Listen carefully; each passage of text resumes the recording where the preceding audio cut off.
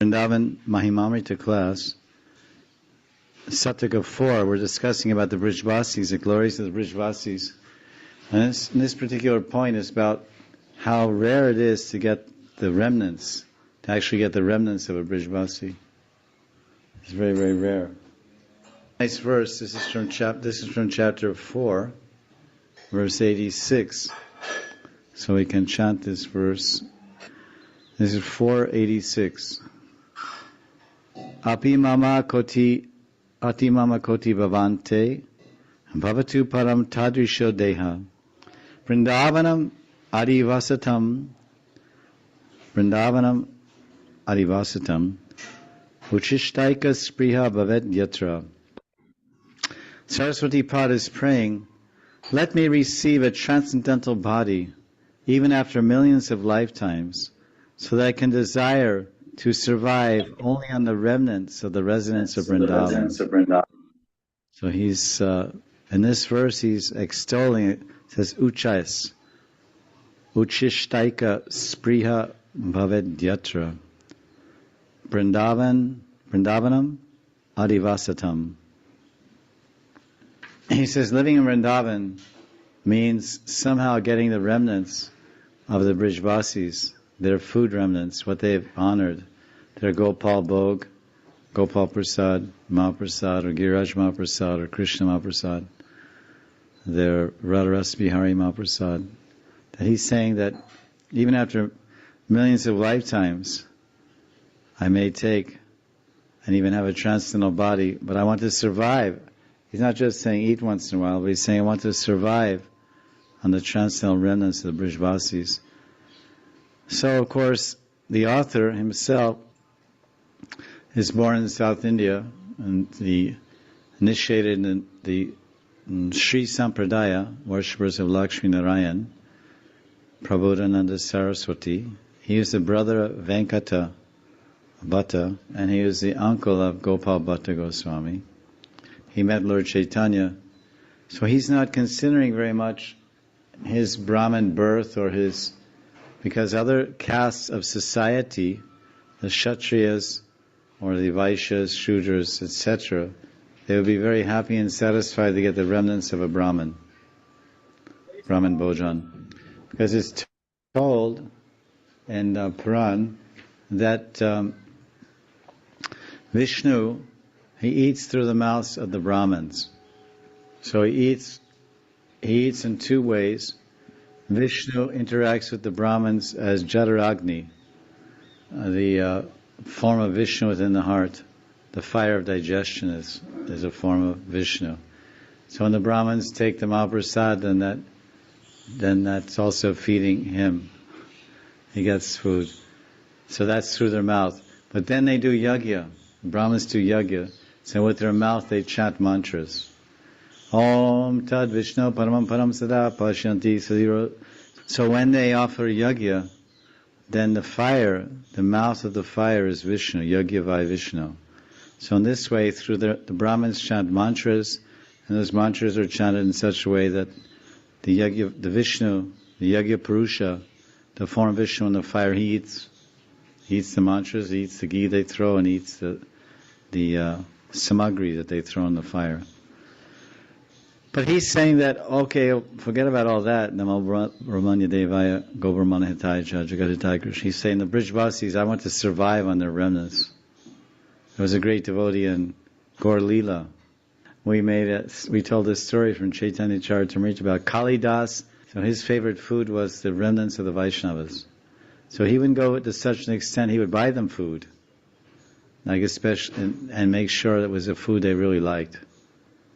Just like someone wants to satisfy a devotee in this neighborhood, then he knows the best way to satisfy any devotee around here is to bring them Krishna Balaram Mahaprasad or Jagannath Mahaprasad. Then that devotee that receives that Mahaprasad, he'll be very happy to honor that, and he will honor it and maybe even leave something left.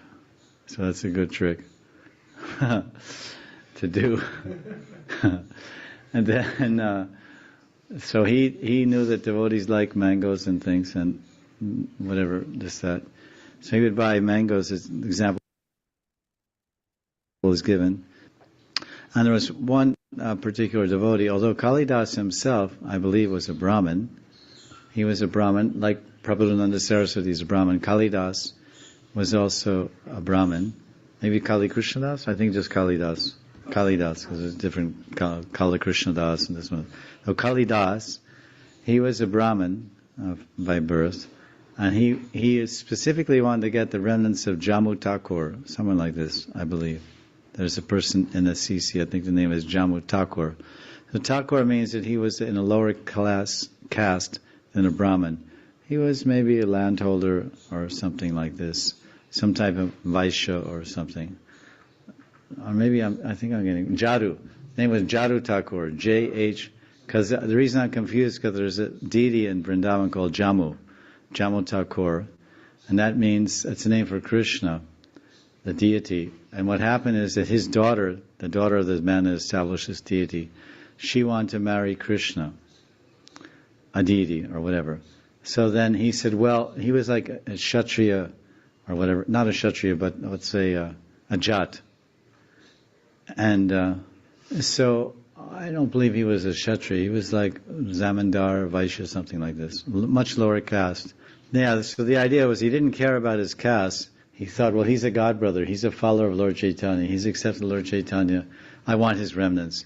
So Kalidas, his penchant or his passion was to eat the remnants of all the Vaishnavas, all the Gaudiya Vaishnavas, especially Sajatiya, Snigdha. And then this particular story I'm in the middle of, two stories here, my foot in two boats. So one story is Vrindavan Leela, you can say, contemporary within the last 50 years, or 60, 80 so. There's a temple in Vrindavan called Jammu Thakur. And this particular, the father of the daughter wanted to marry Krishna, so he arranged a deity so she could marry Krishna. She was a kind of a special soul. And the tradition in that family, I believe they were Jats or Zamindars or whatever, is that the son-in-law would be offered a few tokes at the family hookah. And Jats, in Rajasthan, they have these hookahs. Hookah is a big water pipe. There's a basin and a neck, and then the neck is connected to a little, has a little mouthpiece on it. And the mouthpiece connected to a hose. And the hose is very flexible, and that has another narrow mouthpiece on it. And then, and it makes sounds, bubble, bubble, bubble, bubble. Makes these bubbling sounds you may be seen in movies or something, time period movies of early India or something or whatever. And then the father, that was considered a great honor when he would offer the son-in-law the family peace pipe or hookah. It's called hookah, H-O-O-K-A-H, hookah. And so then he thought, well, now the deity of Krishna has become my son-in-law, so I accept him as my son-in-law because he married my daughter. I mean, he's living in our house, and somehow it's a different kind of joint family, whatever. Daughter was there with the husband, Krishna deity. So then he on the altar, I don't know these days, I did see in 87 or so, he's called the stepson Thakur or something. Jammu, the word Jammu Thakur or something means the stepson Bhagavan or something like that. Is that stepson? Is that what you call it? Like the father, the wife of the father's daughter? I mean, the husband of the father's daughter is what to the father? Son-in-law. At any rate, so now that deity is there, and next to Krishna deity is a hookah. I don't know if he uses it or not, but it's there. So Jadu Thakur belonged to the Buni Mali. Mali? Mali means like I was in my village here, they were telling me, because I was trying to understand, they say Chamar, they say Bungi, they say Mali, they have there's many different, Kumar, there's Kumar is with horses, and horse carts, and clay cooler pots, and, water mudkas. So I said, what's the thing here? Because he said, he's a Mali, he's a this, that. Where are they? He said, they're all Shudras. And they're all Shudra class, lowest class. And the worst one is the, maybe Chamar, because they eat the pigs and stuff. Then there's the Bungis, who may or may not eat pigs, but Bungi's a little higher. Then higher than that is the Mali or Kumar. Kumar is the potwala, horsewala. Then the Mali is flowers and sabji. Mali. Like Krishna became a Mali sometimes. Like catch the flower. Pushpachora Leela, where Radharani stealing flowers from Kamadev's private garden. Kandarpa Maharaj's private garden, and Krishna is appointed as the Mali in charge of protecting that garden from the thieves, the gopi thieves, gopi choris. Gopi choris. Gopi thieves, and so he apprehended one big thief one day, caught her red-handed. Her hands are always red, but he caught her red-handed. He caught Radharani. He had a gumsha, and he had a gumsha wrapped around this top knot, and he had another gumsha on his waist, and he had a stick and this and that, and he was in charge, Tekadar. He was in charge of the Bagicha, full Bagicha, Kusan Sarovar. So he caught Radharani. And this big penalty was levied, and she had to go to the court. She had to go not to Yamaraj's court, but she went to Kamadev's, Kandarparaj. Kandarparaj is the Lord of Love. Kamadev is called Kandarpa. So she was taken to the court, and she was tried actually there in that court, in Kandarpa. And Radharani and many Sakhis were found guilty as charged of this severe crime of stealing mogra flowers and Jui flowers. So then the judge, he issued a punishment, and he told the Mali to execute it properly, make sure they get fully punished. So the sentence that Kandarpa said, you must take this Radharani into a cave, Giri Kandara, into a cave and Govardhan, and you must, for at least 6 hours, you must punish her severely. Just beat her, scratch her, bite her, whatever it takes to get her to admit that she stole my precious flowers. Otherwise, I can't tell you what the next line of punishment is. So then Krishna's Amali said, okay, I'll try my best to execute your order. So then the prisoner was handed over to the Mali and escorted to the jail. And I heard everything came out all right, and the prisoner survived the punishment, and the Mali was happy with the tariff that was collected. And this is the Pushpa Chori Leela. Pushpa Chori Leela. Sri Krishna Bhagavan ki jai. But this is Vrindavan. We're talking about Vrindavan Mahimamrita. That's the title of the book. It means the great wonderful glories of Vrindavan. So ultimately it's the birds, it's the remnants, it's the Brijvasis, but the ultimate Brijvasis and the ultimate Vrindavan is Radhasham and the Kunjas of Vrindavan and the rivers of Vrindavan and the lakes of Vrindavan and the mountains of Vrindavan and the forests of Vrindavan, everywhere in Vrindavan. Yashoda's working for this, and the cowherd boys, and everyone's working for this, to bring Radha and Krishna together. Because Yashoda could say, Krishna, we have hundreds, and she even pleads sometimes, we have thousands of servants, thousands of gwals, they can all take the cows out. Why do you insist? Oh, Mom, I really have to go out with the cows. You're the prince, you're the Yuvaraj. Nanda Nandan, you're Yashoda Dulal. No, Mommy, we're so bored in the palace, all these 50 rooms. Nanda Baba's palace is so small, only 50 rooms. Pachas kamra, right? And Dao and I, we get bored. Right, Dao, right? Yeah, that's right. Kanaya is right. We get very bored over here. And no. Look, we'll bring in. Listen, boys. We'll bring in jugglers. We'll bring in magic shows. We'll bring in storytellers. We'll bring in joke tellers. So many things we'll bring in. You'll be entertained. And Brahmins will recite the Puranas and we'll sing bhajans and you can learn music and all these things. Oh, Janani, no. We don't like all these things. You do these things. In the nighttime you have the Royal Theatre and these jugglers and the acrobats and these guys balancing saucers on their nose and things like that. But we just tolerate it because you think we like it. We'd rather crawl off and go to sleep and dream about the cows in the pastures. Even in our sleep we want to be with the cows, because he speaks this word cows in such a way that it means cows, it means gopis also. Even in our sleep we want, Janani, mother, in our sleep we want to dream of the cows, which means gopis. And in the daytime we want to run behind the cows, which means run behind the gopis. Shri Krishna Bhagavan ki jai, jai jai Shri Radhe.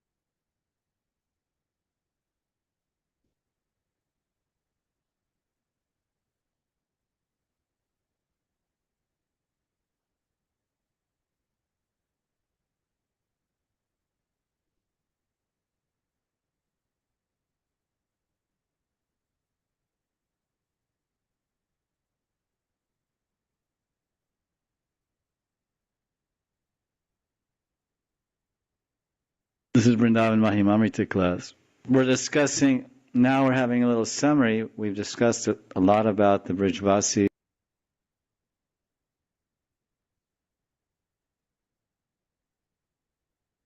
Into your books, chapter 11, verse 106. More about the Brijvasis, the residents of Vrindavan who cherish Radha and Krishna as their life and soul. So we'll read the Sanskrit together. Pamartha panchaiva brahmanam ihya vishvag vidarate sadanande Vrindavanagata chaner atma kalane ihastanam tvaitat parama kripya pranmadamaha rasoga shirada padajuga jusham kwapi nadrishi. Saraswati Pad says, according to the vision of the blissful residents of Vrindavan, which means the Brijvasis, the 5 goals of life can be seen wandering about Vrindavan. But the vision of the servants of Shri Radha's lotus feet, from which flows an ocean of transcendental mellows, does not divert from the mercy of Shri Radha. But the point is, this is one of the key verses that summarizes the whole situation with Brijvasis, that they have they're blissful residents of Vrindavan. Blissful residents of Vrindavan, they have a particular vision. So what do they see and what do they feel? Because there's plenty of people in Vrindavan that aren't so blissful. Why aren't they blissful? Because they're interested in the 5 goals of life that are wandering around Vrindavan waiting to serve you. Dharma, Artha, Kama, Moksha. That's 4, and 5th one is Vaikuntha Prem, beyond Moksha. So they're interested, but the servants of Radha's lotus feet, they're happy with the mercy of Radha, Radha Kripa Kataksha. In fact, the mercy of Radha is everything for the Brijvasis. Her name is everything, her darshan is everything. And always they say Jaya Radhe, Jaya Radhe. And even when they pray, all they pray for is a touch of mercy. A more mercy. Radha Kripa Kataksha. Kada Krishya Siyamam Kripa Kataksha Bhajanam. They pray, I don't even want your lotus feet. I don't even want to touch Sparsha Charan, touch of your lotus feet, or even your direct service. All I want is a glance from the corner of your eye. That much mercy. Isn't it? That prayer is there. Tada Karishya Siyamam Kripa Kataksha Bhajanam. Kataksha means from the cone, from the corner. Kata Aksha. The corner of your eye, that Kripa. That's not much. It's the corner of the eye.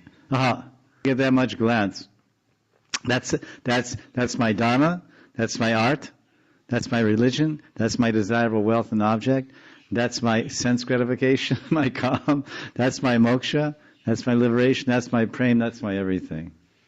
Jai Jai Shri Radhe. So this is one of the summary verses that characterize the Brijvasis. The next one is number 7, which we haven't contacted, or let's say discussed. Let's read together. Shri Vrindavan Raje, Krishna Subhava Param Prajaraja, Ye Krita Raje Kaipyas, Tesham rasa samparo sapadi. You run a do with the end. Don argya. Like argue, argue, offer some water to the mouth. Any person who loves Krishna in the kingdom of Vrindavan is a king, even though he is a subject. One who is fully absorbed in the mellow of the kingdom of Vrindavan certainly possesses the invaluable treasure of love of God. So here, Prabhupada Saraswati is saying that that's the greatest lordship. The greatest lordship, the greatest empire, and the greatest kingdom is the empire of service and the kingdom of surrender. And that lordship, lording it over the opportunity to serve Radha and Krishna's lotus feet. Because Ekale Ishvara Krishna Ara Sabya Bhritya. There's one Ishvara, one king, one master Krishna, Leela Purushottam Krishna. Everyone else is his subject. The subjects of the king, you've heard this term. We are the subjects. We are the loyal subjects of the king. So we're the subjects, but then we're the king. How we become the king? A king has a treasury. A king has wealth. What wealth do we have? We have the wealth of Prem Seva. We have the wealth of Brajavas. We have the wealth of Radha Krishna Darshan. And that means we're the richest. When Ramananda Roy was asked by Lord Chaitanya, who is a wealthy man? Who is a Dhani? Who is a Param Dhani? And Gauranga Mahaprabhu asked him, and then he said, one who has the wealth of Krishna Prem. And Krishna Prem means the service of Krishna's feet. He is a truly wealthy person. Any person who loves Krishna is a Premi Bhakta. All the servants of Krishna, all the Sakhas and all the coward boys and coward damsels of Braj, and Radha, and Yashoda, Nanda, Raktak Patrak, the cows, the birds, the parrots, the peacocks, the river, the trees, they're all lovers of Krishna. They're all premis, serving Krishna, and they're all the wealthiest entities. They're kings. Anyone who loves Krishna in the kingdom of Vrindavan is a king. Even though, how can you have so many kings in one kingdom? Because in the kingdom of love, everyone rules. This is interesting. Because in a material kingdom, there's one king and so many subjects. And then there's next door, there's another kingdom. There's the Mewar kingdom, and there's the Bharatpur kingdom, and there's the Marwari kingdom, and the Jat kingdom, and the Rajasthanis, and the Rajput kingdom. This kingdom, the Utkal kingdom, and then the Kalinga kingdom, and then they combine into one province, Utkal Kalinga. There was a king of Kalinga and the king of Utkal. And then Pratapuja defeated them both, took them both, Utkal Kalinga. So this is a very special kingdom, this kingdom of love, the spiritual kingdom of Vrindavan. Everybody's king. It's the only place in the universe where it's a win-win situation. Everyone wins. Krishna's the king. I'm the king. Krishna's, I'm the king, because I'm the Lord of love. And the devotees say, I'm the king. I'm the Lord of love. No, I will defeat you. How do you defeat the king in the kingdom of love? By serving him more. So that the king's servants want to serve Krishna so much they defeat him with their loving service. And Krishna says, Are, I'm the king. And this is my kingdom of love. I will serve you more. I'll give you as much prasadam as 5 men can eat. Watch this. Gauranga is serving prasadam. He gave each man 10 plates. When they sat for prasadam one feast, they got 10 leaf plates. He ate in 10 plates, and he had he said he had very huge hands. Very large hands, Lord Chaitanya, large figure. And he was serving, gave as much food as 5 men could eat. 1 man, 5 men. That sounds good, no? So this is love, service. He was giving out love. And that's when he was giving prasad. Then he's glorifying the devotees. When Lord Gauranga would glorify the devotees, it seemed that he had how many mouths? 5. The verse says 5. Of course, he's also not the Shesh. It's a hyperbole, it's an exaggeration. 5 is a lot. Usually man has 1. And we can hardly say one good thing. With our one mouth, we can hardly say one good thing about one person. With our one mouth, we can't even say one good thing about one person. And Lord Chaitanya had 5 mouths to glorify each and every devotee. And he did so. In Shiva Sangam, in the Mahaprakash Leela, He was calling up, hey, call Haridas Thakur. Do you know Haridas Thakur this? Call Shivas, and he glorified one by one in the public assembly. Not, hey, he's a good guy. In public, he glorified. So this is the beautiful feature of the Brijvasis. They're all kings of love. And king means, a real king is a servant of his subjects, isn't it? Ram Rajya, you heard of Ram Rajya? Ram Rajya, that kingdom of the Raj. Rajya means the kingdom. Rajya, Ram Rajya, the kingdom of Ram. It was so glorious because he was a father. He was a friend. He was a provider, a protector. He loved his people. He loved his subjects. And he loved them, so he served them. Made sure they were peaceful, happy. All kinds of yogis and pujas and brahmins were happy. Cows were happy. Land was happy. All the sub-devatas were happy. So there was perfect weather, perfect climate, perfect food, perfect minds, everything. Ayodhya Dham, Ki, Jai. So the umbrella signifies, under the symbolism, the umbrella under Radha and Krishna's feet symbolizes that any devotee who takes shelter, Sharanam, Krishna Sharanam, Radha Sharanam, the shelter of the feet of Radha and Krishna, he'll have all the opulences, like an umbrella over his head. His feet will become an umbrella over his head, which means Shubhada. His life will become Shubhada by that bhakti, bhajan, and by that Sharanagati. His life will become very fortunate and auspicious. And that's what Lakshmi is all about. Lakshmi Devi means the presence of fortune and auspiciousness. So a devotee's life becomes full of fortune and full of auspiciousness because he takes shelter at the lotus feet of Radha and Krishna. So one is fully absorbed in the mellows of the kingdom of Vrindavan certainly possesses the invaluable treasure love of God. Tesham rasa sampado argya. These are some beautiful verses about the Brijvasis. Now we'll turn to chapter 13, and that's verse 22. Ahomanda brinda vipina idamihastira charam chirananda kare gunamaya diya sarana diya vayam tu shirada morali daradasyaika rasasam parametat kandandvayam akila vandyam vivri numa. Alas, alas, unfortunate people consider that all the animate and inanimate living entities of the eternally blissful Vrindavan are under the influence of the three modes of material nature. But we, Prabodhananda Saraswati, feel that all the animate and inanimate objects, that means living and non-living, so to speak, objects who possess the transcendental wealth of Sri Sri Radha Muralidar's service are fit to be offered prayers. So some people see Vrindavan and the ground and the rocks and the water and the other inanimate, what's on one level is considered inanimate objects, the earth, the sky, the ground, the water, the land, the caves, etc., to be inanimate. Then the animate, or the animus, the living entities, trees and birds, and of course people, obviously, they look at them and they say, this guy's in Rajaguna, this guy's in Tamaguna, this is Sattva-guna. They're under the Triguna. They're covered, or they're made of the Triguna.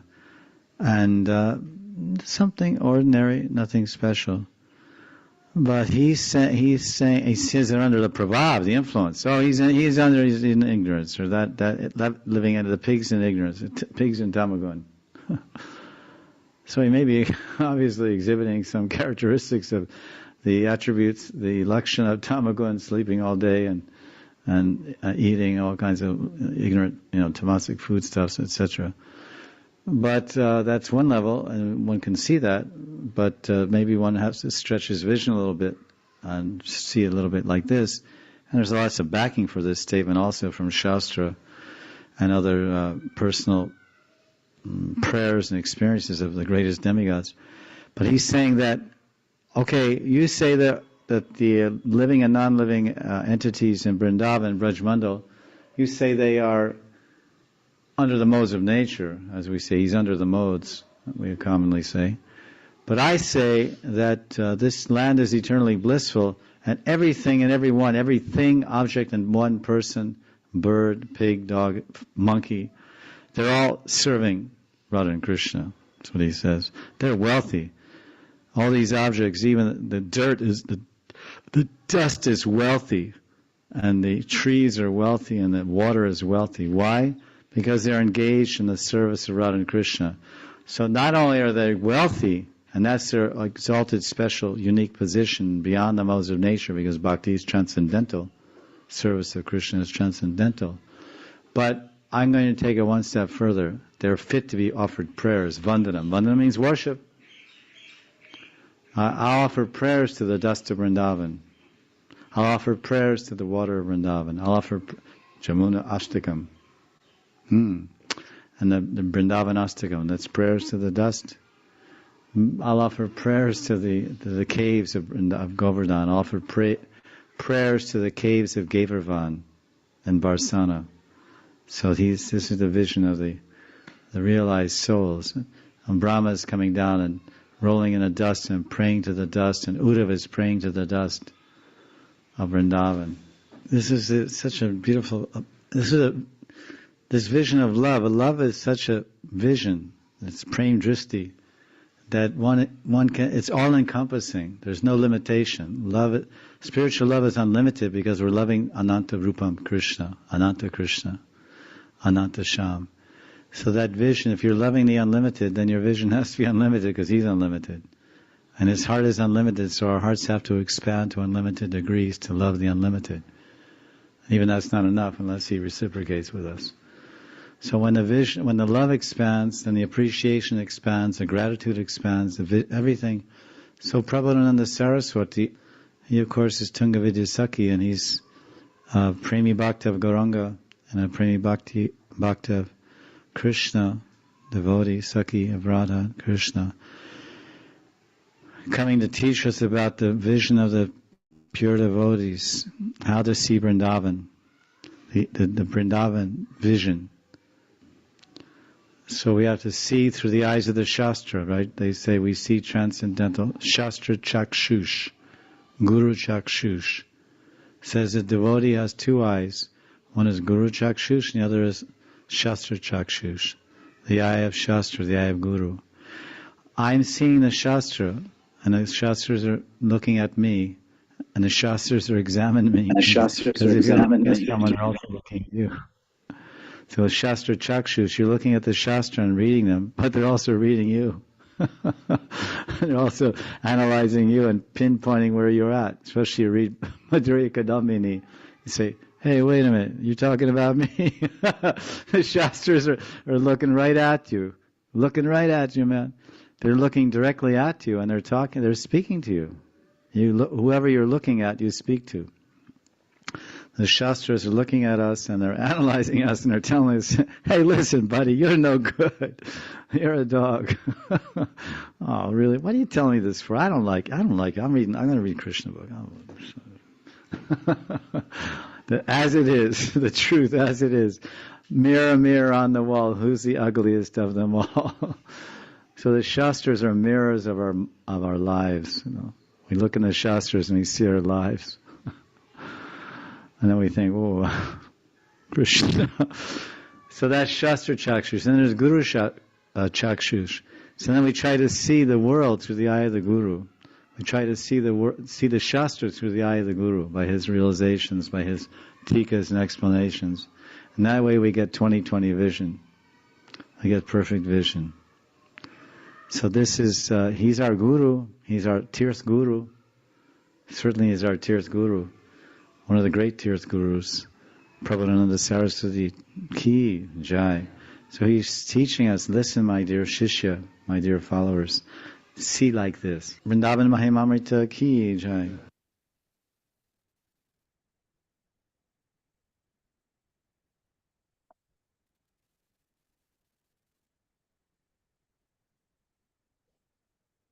Vrindavan Mahimamrita Ki Jai. Prabhupada Saraswati Thakur Ki Jai. We're on chapter 6. It's text 92. Anyone has a book, they can join us. Om Ganatimanandasya Gananjana Shalakaya Chakshurun Militam Yena Tasmai Shri Gurave Namah Mukam Karoti Vachalam Pangam Langayate Gurim Yat Kripatamaham Bande Shri Gurundinataranam Paramananda Madhavam Radha Krishna Sukili Talpa Rachana Lolali Brindam Rasa Vaishan Mata Mriga Dvija Drumam Lata Brindam Maha Mohanam Divyaneka Nikunja Punja Ruchiram Divyoru Ratnastali Ramyam Divyasara Sarin Manigiri Dhyayami Vrindavanam. I'm sure Rasik Vaishnavas that are learned in Kavya and Sahitya and Sanskrit, and of course they're Rasik, they can really fly very far with these verses and the words in these verses. Unbelievable. Each verse you could spend years on. And not me, but they can. Glorifying Radharani and Krishna and Vrindavan. You can get, in other words, if you come in a room and you say, wow, it really smells like roses in here. And someone said, I don't see any roses. But just before you came in that room, they had packed up 50,000 roses in bags and took them out of that room. So that room is saturated with a fragrance. It's lingering fragrance of those 50,000 rose flowers is still wafting in the air of that room. Although the rose flowers have been relocated or moved at 2-3 hours before. In the same way, these verses are like rooms full of lotus flowers. And they're so fragrant. At least we can appreciate the fragrance of these verses. That there's 50,000 different meanings and 50,000 different fragrances of rasa and bhav and purity and attraction and attachment and prema in every one of these verses. But unfortunately, I'm that weak honeybee stuck on the outside of the honey jar that doesn't have enough strength to open the lid. And even all the honeybees together can't open the lid of that honey jar. It takes one bear. It takes one big bad bear to come and open it up and distribute it all to the bees. So the big bear is the mercy of Guru. But most people can't bear it, so they don't receive it. Because the weight of that mercy is so great. If you fully receive the weight of the Guru's mercy, it's interesting because bear means balu, and then heavy means bhara. B-E-A-R means to carry a weight, to bear a weight. And that's the bare fact, B-A-R-E. The bare fact that we can't bear the heavy weight of the Guru's mercy. Because if we accept that mercy, then our material life is finished. And that we're afraid of giving up. We're holding on in various ways. At any rate, back to the verse. Radha Krishna Sakeli Talpa Rochana Lolali Brindam. Lolali Brindam Rasa. In this abode of Vrindavan, the gopis are busy decorating a beautiful flower bed for the pleasure of Radha Shyam. Due to ecstatic love for Radha and Krishna, the deer, birds and trees and latas and creepers have become intoxicated. There are many transcendental groves in Vrindavan. Vrindavan is decorated with mandaps, raised platforms bedecked with jewels, Ratna Mandap. Divyad Vrindaranyakapas Jumadan Srimad Ratnagara Simhasanasto. In Vrindavan there are many lakes, rivers and mountains on which I constantly meditate. Well, we can ask ourselves, we know there's many lakes in Vrindavan, Brajmandal, Trasikosh, Vrindavan. Do we ever meditate on them? Meditate on those lakes doesn't mean you meditate on some dirt surrounding a body of water, and you meditate on some water inside a cavity of earth. But meditating on those lakes means you meditate on the rasa-filled pastimes there. Because the lake is not only externally a lake of water, but it's a lake of ras. Pavan ras, sham ras, pavan sarovars, pavan ras, radha ras, sham ras. Then it's Sakiras, Amanasi Ganga, and all these places where the coward boys, Dohani Kund and Damuna is there. Many kunds are there. Banu Kund, and you meditate in Yashoda Kund in Varsana, and that kund is full of Vatsalya Ras. That's where Yashoda washes baby Krishna sometimes in Yashoda Kund. In Nandagram, Yashoda Kund. There's Nanda Kund. So these kunds are full of ras. So rasa means liquid, rasa means water, rasa means taste, and rasa means mellow of ecstatic love. That's what it means to meditate on the lakes. Meditate on the ras dhyanam, ras lila dhyanam. Ras lila doesn't just mean dancing. All the rasas are lila. Sakya lila is ras lila. Vatsalya lila is ras lila. When you go to the quote unquote the ras lila performances done by the Brahmin boys in Vrindavan, they show all kinds of lilas. Not only gopis and Krishna, but they show Krishna and Balaram stealing Nanda Baba's clothes. That's a popular one. He goes bathing in the month of Magh. He wants to get some punya. Nanda Maharaj is observing the Shastras, because every pious Hindu is supposed to bathe before sunrise in the month of Magh. Everybody knows that, right? Yeah, sure, if you say so. But it's in the Padma Purana, Skanda Purana, and every Purana, and the Garga Samhita. So Vrajbasis, they follow the Shastra Vidi Nisheded. He's following the rules and regulations of his Varna and Ashram. So he is the guru for his family. Guru Shishya Pitarona Shishya should not become a father unless you can liberate. So maybe Mother Yashoda is not bathing in the early morning in the cold waters of the Jamuna in the month of Magh, but certainly Nanda Maharaj is, to benefit his wife, because she automatically gets 50%. Of course, they don't need it, but this is their Nara Leela. They're showing example. When Krishna comes here, he does lots of examples. He does a lot of good examples of what we can't do, and a lot of examples of what we should do. We can't steal other people's wives and dance with them in the middle of the night. But we can go to work every day and bring home the money. So Krishna showed that example. He went out every day and he worked. And he brought home the milk with the cows. That was his work, quote unquote work. Of course, it's all Leela. There's no work there. It's Gocharan Leela. Goshtha Leela.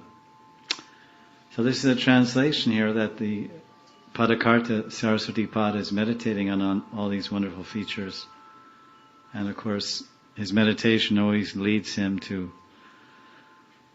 the Alamban Vibhav, Premashraya and Prem Vishaya, Radha and Krishna. Then all the ensuant udipans, or exciting, stimulating factors, the environment, the birds and lakes and creepers and trees, who are all contributing to the ecstasy and the ulas of Radha and Krishna's love. Radha Krishna Sukeli Kalpa, Rochana Alali Vrindam, Vrindarasam, Veshan Mata Mriga Dvija. All the animals are mad. It says they're intoxicated. Mata, Mriga, the deer. Dvija, Drumam, Lata, Brindam. It's nice. Dvija, Druma, Lata, Brindam, Maha Mohanam. Veshan, Nalali, Brindam, Rasa Veshan, Mata, Mriga. Mata, Mriga, Dvija. They're all mad, they're intoxicated, and they're overwhelmed with the greatest illusion. That Mahamohanam, because the word is used twice here, Veshan Matamriga. Matamriga Dvija Druma Lata Vrindam Mahamohanam. So in between Mahamohanam and Mata, you have the deer, the birds, the Druma, the Kapaldruma, wish-fulfilling trees, and the Latam, and the forest creepers. So what this means is that all become intoxicated by relishing the Mahamohanam. The Mahamohanam is the effulgence and the feelings of the Divyonmad, the Modanaikya Mahabhava of Radharani. Because all the animals, including Krishna, they're all connected to Radharani. Krishna's pleasure is the pleasure of his devotees. and the supreme devotee is Radharani. So all the animals, they're all serving Radharani to serve Krishna. But their aim and focus of their service is Radharani. They glorify Krishna because Radharani wants them to. They sing and prance because Radharani wants them, because Krishna likes to hear the birds sing and see the deer prance about. So Brinda Devi knows the heart of Radharani because Brinda Devi is Radharani's heart's expression for Leela. So then Brinda Devi, the first in command is Radharani, second in command is Brinda Devi. She's the localized Leela Stali commander. And the whole field commander for Braj Mandal is Yogamaya Purnamasi. She's handling the Air Force and the ground troops, the tanks, the artillery, everything. but Brinda Devi, she's only handling Madhurya Leela directly. And she's serving there side by side with Lita and Rupa Manjari. Hands on. But you won't find Purnamasi there at that time. But you'll find Brinda Devi. So they're mad, mata, intoxicated because of the Mahamohanam, relishing in their own way that ecstatic bliss that Krishna experiences when Radharani displays her Mohanakya, Mohan. Mahamohana means her Mohanakya Mahabhav. Madan and Mohan. Divyaneka, Nikunja Punja, Divyoro, Ratnas, everything's transcendental. Kunjas. Saraswati Thakur, Prabhupada Saraswati, meditates on Vrindavan. And what does he meditate in Vrindavan? Meditates in Vrindavan, the place where many affectionate gopi friends of Radha and Krishna prepare a beautiful flower bed for Radha and Krishna's pastimes. In Vrindavan, the deer, the birds, trees and vines are intoxicated with the Mahamohanam, the nectar of love, which is very charming. Beautiful. Vrindavan is very charming, Ruchiram, and beautiful with many splendid Divyaneka, Nikunjas, and jeweled inlaid platforms.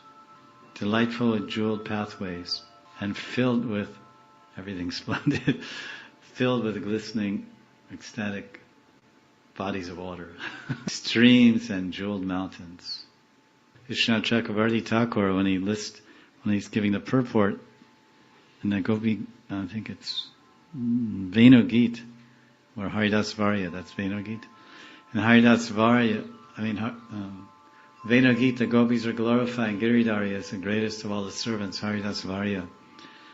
And therein, Vishnu Chakravarti Pad, he in his tika on that verse from chapter 21 of 10th canto, Venu Geet, he explains all the different sevas that Giriraj renders for Shyam Sundar and Radharani's pleasure pastimes. For example, it says he provides polished stones for the Radha and Krishna use as mirrors when Krishna is brushing Radharani's hair. Krishna Keshava, Krishna Keshava, Krishna Keshava Pahimam. That is our protector. We're protected by someone who's connected to Radharani. If someone's not connected to Radharani, we have no connection with them. So Krishna Keshava, Krishna Keshava, Krishna Keshava Pahimam. Pahimam means he's my protector. Keshav, that personality who's expert in dressing and combing and brushing and braiding the hair of Srimati Radhika. Radharani holds a polished stone from Giriraj in front of her face, and normally when a woman holds a mirror in front of her face, she talks to the mirror, and the mirror speaks to her. Do you know what they say to each other? The lady looking in the mirror asks a question to the mirror. Mirror, mirror on the wall, who is the fairest of them all? And the mirror shouts loudly in her ear, you! You are the fairest, you're the most beautiful and attractive girl in the whole of Delhi, even India, the universe. You are it. And then you say, that's all I needed to hear, Mr. Mirror. And then then that's the last thing you hear in your ears when you walk out the door, to hit the city streets. Here I am. Oh, excuse me. How long have you been working in this multinational company? Acha. Can I have your cell number? Sure. Hare Krishna, Hare Krishna, Krishna Krishna, Hare Hare, Hare Rama, Hare Rama, Rama Rama, Hare Hare. That's Maya. That's not the forest of Vrindavan with Radha and Krishna. That's the forest of material enjoyment that we're always meditating on. So we have to take our meditation out of the forest of material enjoyment and place it in the forest of Vrindavan. Text 93. Madhyachri Krishna Radham Madakala Sakalam Stasnu Sachari Satvam Madhyat Kandarpa Darpa Patipada Garimon Mata Bushambaradi Madhyat Kalenda Tarayati Madhavishvasha Snigda Gopala Bala Brindam Brindavanam Tat Swayam Api Samadam Bhati Bhuyo Rasoge. Radha and Krishna are fully absorbed in ecstasy in the forest of Vrindavan.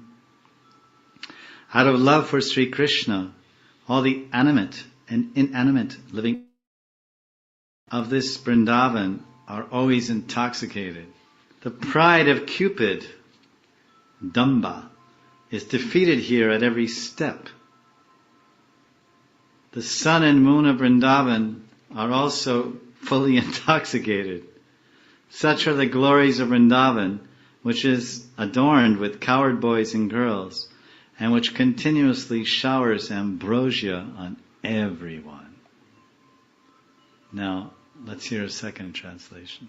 Filling Sri Radha Krishna with intense amorous love, and also having the effect of intoxicating all moving and unmoving living entities, and having the effect of crushing Kamadev's passionate pride, and throwing and disarraying his clothing and ornaments, and driving the moon and stars and the gopis mad with ecstatic joy.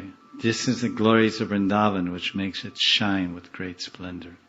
These are the glories of Vrindavan which make it shine with great splendor. So Vrindavan does all these things. Defeats Cupid, intoxicates the moon and the sun. When a person gets intoxicated by whiskey, sometimes he doesn't move. He gets stamba. And it's not an astik sattvic bhav. He's just plain drunk. And his motor functions don't work. His nervous system is not connecting with his muscles. He says, I want to move, but I can't. So I'm going to sit right here.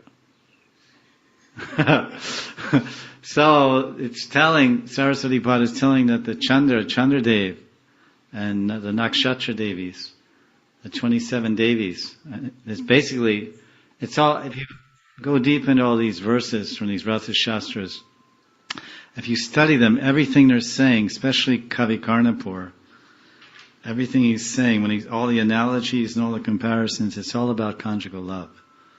It's all evoking conjugal love in Madhurya, Sringar Ras. He talks about this bird and that bird, this female bird and that female bird, and this lata and this tree, the tree's male, the lata's female.